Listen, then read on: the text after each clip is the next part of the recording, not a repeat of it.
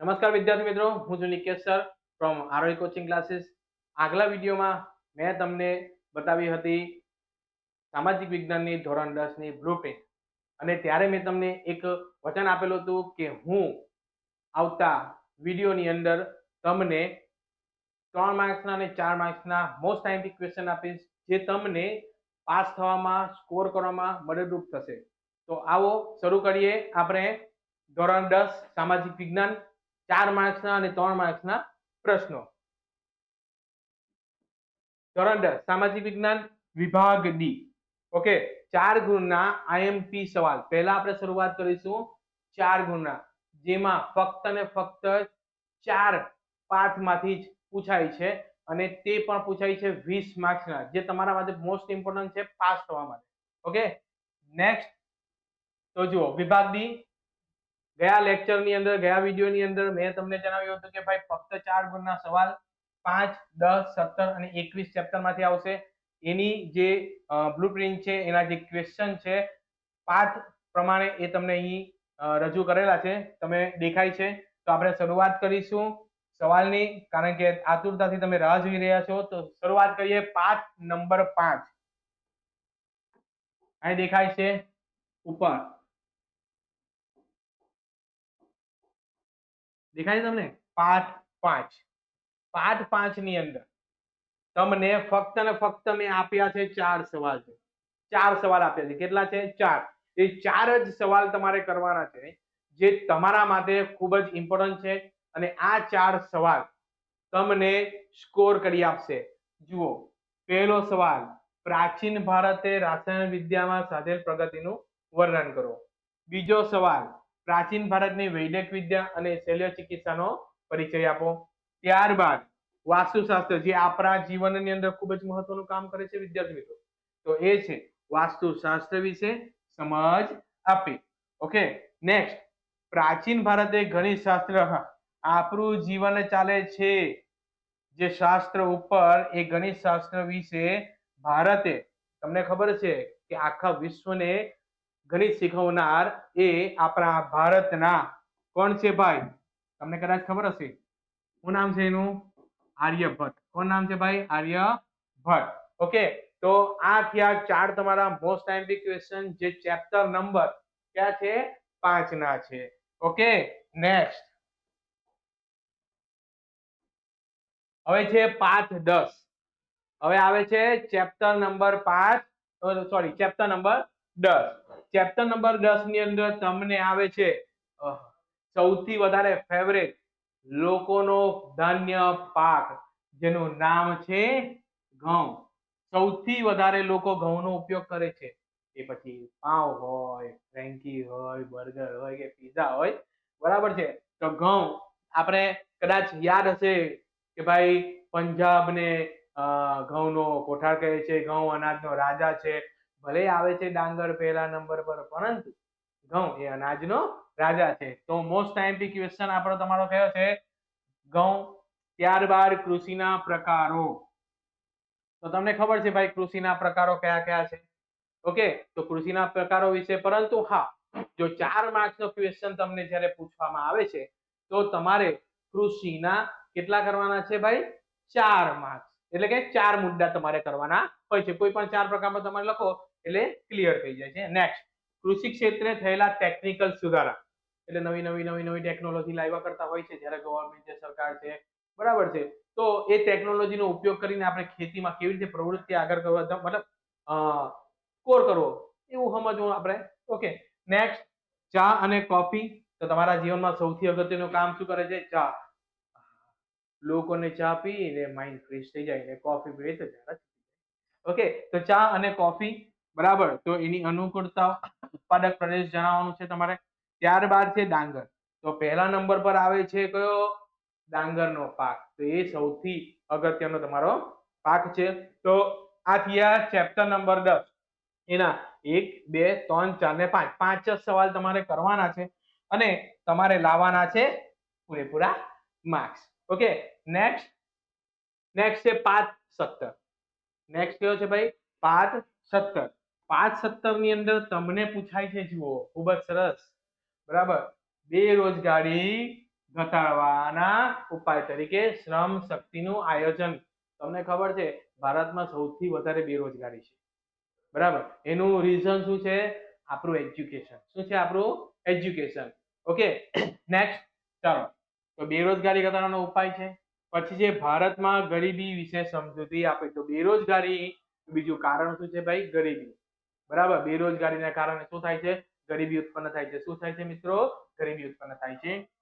Okay, પછી આવે છે ગરીબી ઘટાડવાના મુખ્ય સરકારી ઉપાયોની સમજૂતી. તો ગવર્મેન્ટ, એટલે આપણી ગુજરાત સરકાર હોય કે ભારત સરકાર હોય, એ શું કરે છે કે આવા જે લોકો ભણેલા છે, ગણેલા છે, બરાબર, કામની શોધમાં છે, મહેનત કરવા વાળા છે, તો એવા લોકો માટે ગવર્મેન્ટ કંઈક ને કંઈક યોજના લઈને આવે છે, ઉપાયો લઈને આવેલી છે.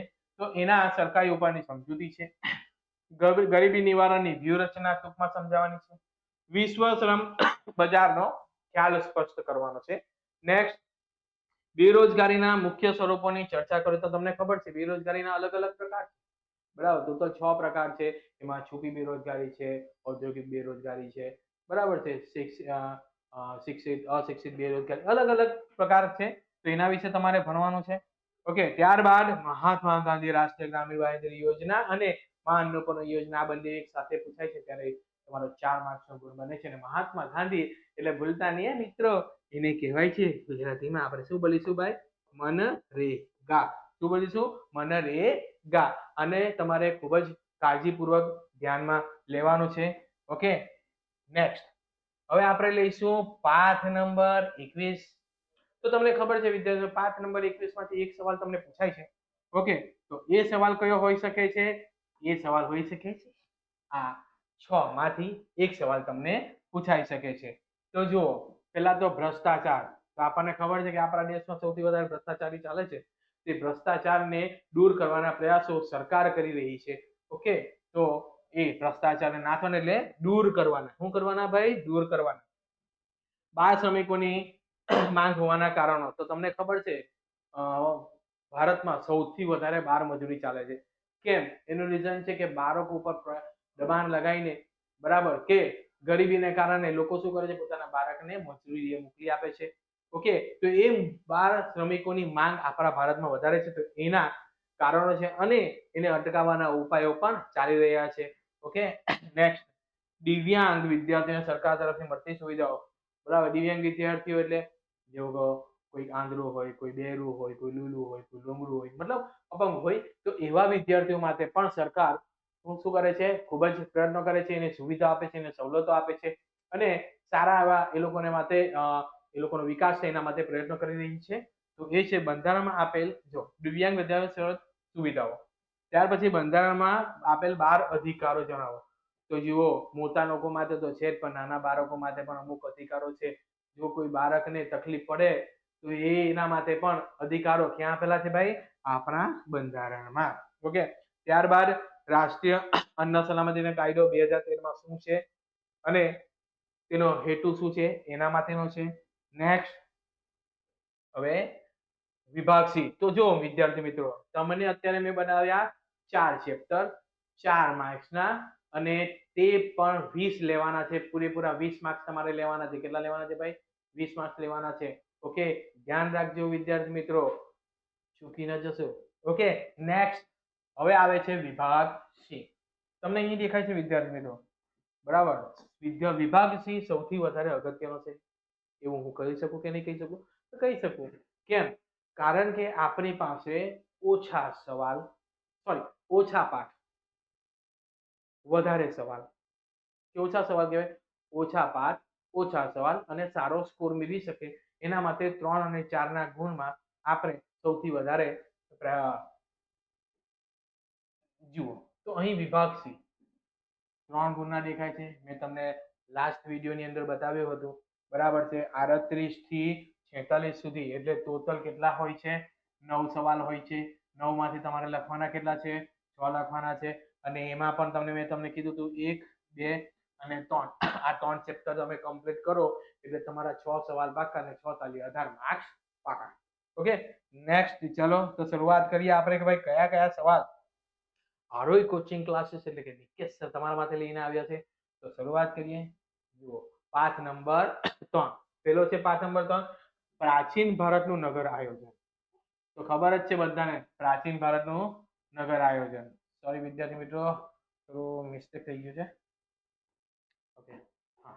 તો પ્રાચીન ભારતનું નગર આયોજન, તો તમને ખબર છે કે અત્યારે જેવી રીતે આપણે રહીએ છીએ, બરાબર, મહાનગરપાલિકામાં જેમ કે ગામડામાં અત્યારે જઈએ આપણે તો બંગલાવાળા હોય, પછી ઘર નાના ઘરવાળા હોય, પછી ઝૂંપડીવાળા હોય, તો એવી રીતે વર્ષો પહેલા પણ ચાલતું હતું. 2 માળના મકાન, 3 માળના મકાન, બરાબર, રસોડું હતું, બરાબર, કોઠાર હતો, બરાબર, સ્ટેપ હતું, ઓટલા ઉપર બાંધતા હતા. મતલબ આ બધી જ વસ્તુનું આયોજન પહેલા હતું, તે અહીં તમને જણાવવામાં આવે છે.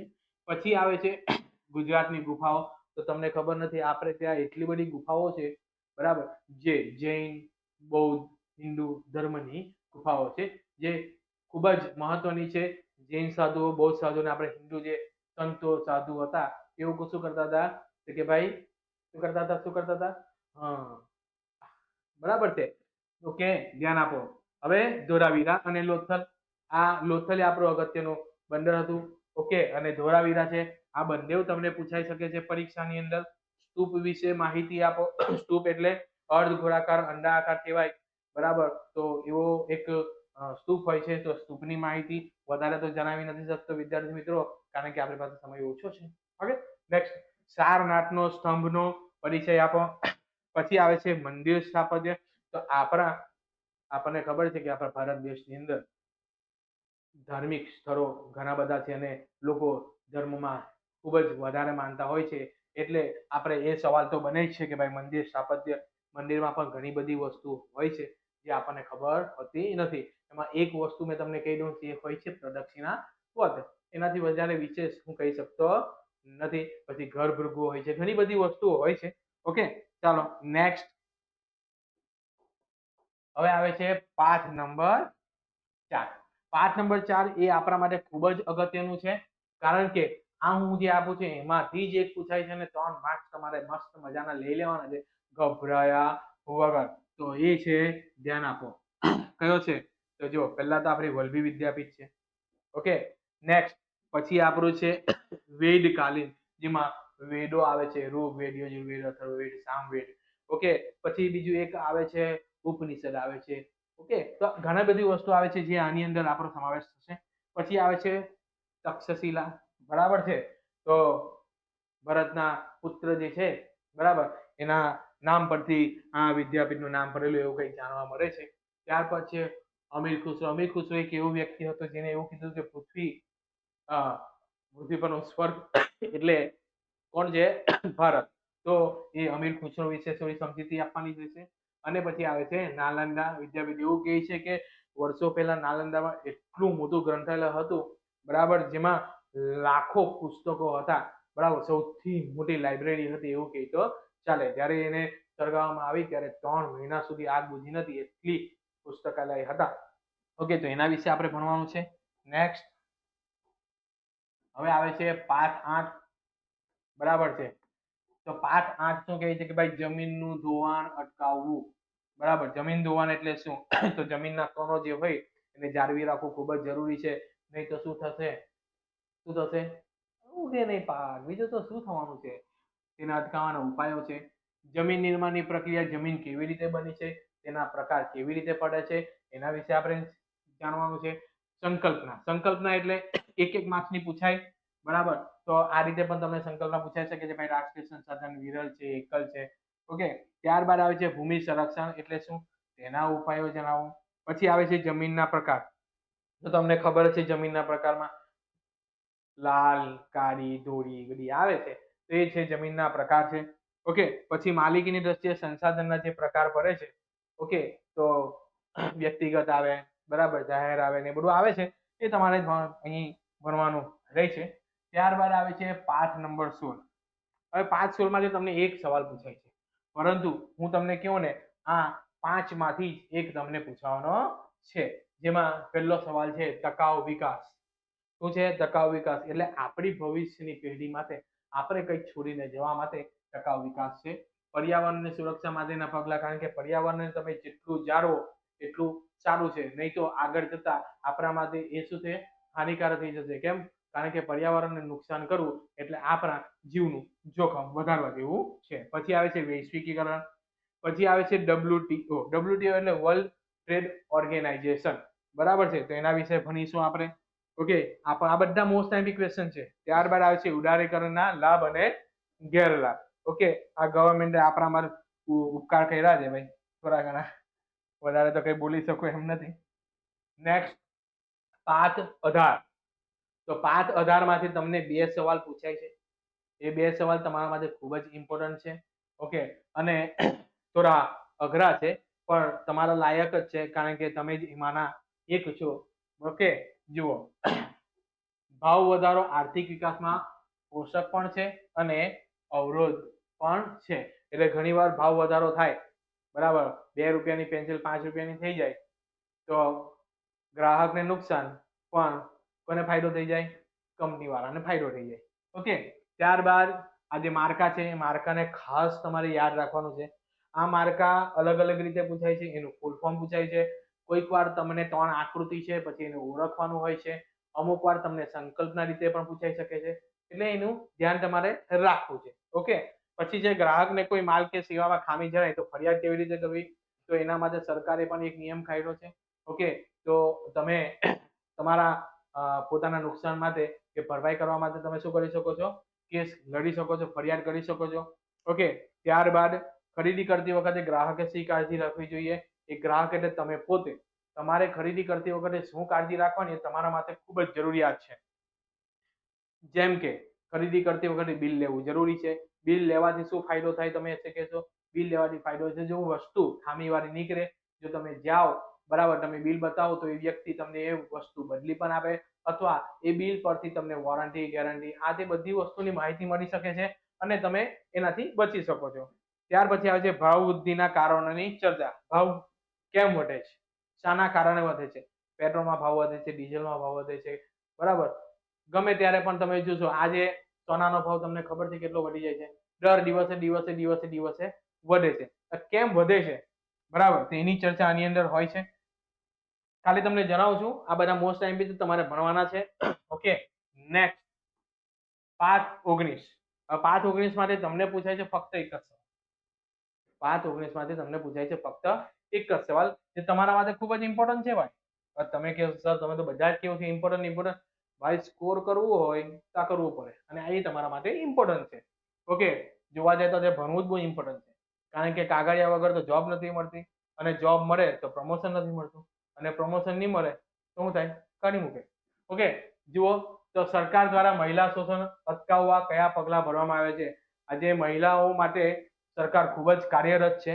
ઓકે, કારણ કે જોવા જાય તો તમે કદાચ ન્યૂઝ ચેનલ પર કે વોટ્સઅપ પર કે ઇન્સ્ટા કે ફેસબુક કે ગમે ત્યાં પર જોશો તો મહિલા સાથે ખૂબ જ અત્યાચારો થઈ રહ્યા છે.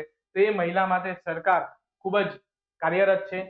સ્ત્રી પુરુષોની અસમાનતાના કારણો જણાવો. જો કે હવે તો નથી, પણ રેશિયો ઓછો થઈ ગયો છે. પહેલા 10 અને 90 નો હતો, હવે 40-60 નો કે 50-50 નો રેશિયો થઈ ગયો છે. આજે પુરુષ અને સ્ત્રી બંનેને એક સરખું, બરાબર, માન સન્માન આપવામાં આવે છે. ઓકે, માનવ વિકાસ સામેના પડકારો. તો માનવનો વિકાસ થઈ નથી રહ્યો. એમાં પહેલું રીઝન તો આપણે પોતે જ છે, જેને ભણવું નથી અને વિકાસ સાધવો હોય તો ક્યાંથી મેળ આવે? ઓકે, ત્યારબાદ મહિલા સમાનતા અંગે ગુજરાત સરકારની યોજના. ઓકે, પછી આવે છે સ્વાસ્થ્ય સુધારણા અંગે થયેલ કામગીરી. પૈસા તો આપણે બહુ કમાઈ લઈશું, પણ જરા આપણું સ્વાસ્થ્યને જળવાય તો એ શું કામનું? એના માટે પણ શું સરકાર ઘણા બધા કામ કરી રહી છે. તો વિદ્યાર્થી મિત્રો, આ હતા આપણા પાઠ, બરાબર, 3 અને 4 માર્ક્સના જે પાઠ હતા અને જે આઈએમપી હતી એ મેં તમને આપી છે. ઓકે, એકવાર સ્ક્રીનશોટ લેવું હોય તો તમે લઈ શકો છો. ઓકે, આ છે પાઠ 19. ઓકે, ત્યારબાદ પાઠ 18. આ બધા 3 માર્ક્સના સવાલ છે. ઓકે, જે મોસ્ટ આઈએમપી છે. હું તમને કહું છું કે આમાંથી 80% તમને પૂછાશે. એમ તો વધારે પૂછાશે, પણ કશે ને કશે એવું થઈ શકે છે કે સરકાર અઘરું પેપર પૂછી લે તો તકલીફ તમને ન પડે. એના માટે મારે કહી દેવું પડશે કે આ મોસ્ટ આઈએમપી ક્વેશ્ચન, કદાચ એકાદું એવું હોય કે આવી શકે છે, પણ એને પણ તમે ઓપ્શનમાં કાઢી નાખશો ને તો તમારા આરામથી હું કેવું તો 80 માંથી 75 થી 76 આરામથી આવશે. હું લોકો જેવું તો નહીં કહીશ કે ભાઈ 80 માંથી 80 આવી જાય, બરાબર છે, ઇમ્પોસિબલ છે. ઓકે, જ્યારે 80 માંથી 80 લાવવું હોય તો આખી ચોપડી મોઢે હોવી જરૂરી છે વિદ્યાર્થી મિત્રો. આ છે પાઠ 16. પછી આવે છે પાઠ 8, પછી આવે છે પાઠ 4, ત્યારબાદ પાઠ 3 છે. ઓકે, આથી આ વિભાગ સી ના જો તમને 6 ચેપ્ટર હતા અને 6 તમને બતાવી દીધા. સ્ક્રીનશોટ આનો તો ઓલરેડી તમે આગળ વિડીયોમાં તમે જોયા હશે. હવે છે પાઠ 21, 4 માર્ક્સના છે. ઓકે, નેક્સ્ટ પાઠ 17 માંથી 4 માર્ક્સના. સ્ક્રીનશોટ લેવો હોય તો લઈ શકો છો. ઓકે,